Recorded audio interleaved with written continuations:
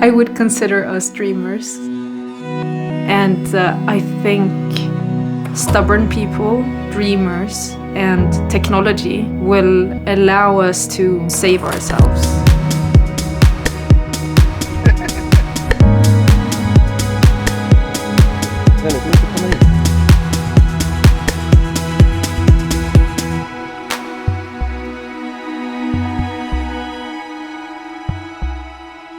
We're a creative studio in Stockholm, and we focus on creating beautiful design products and interiors using sustainable materials.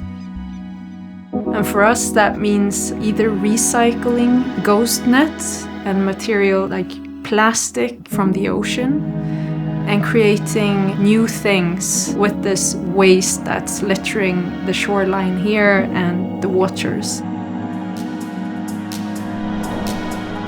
I think our role as a studio is to push the boundaries and really showcase what is possible when you don't give up and create things that can actually replace fossil-based alternatives.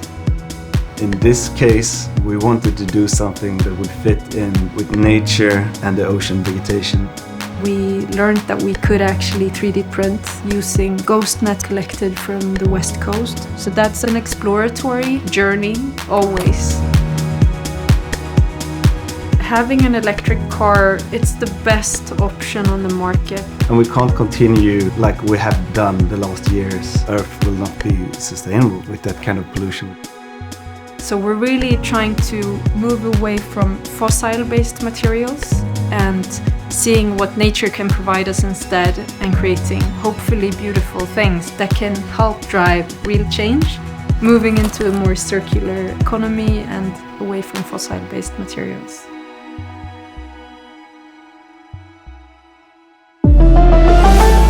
Škoda.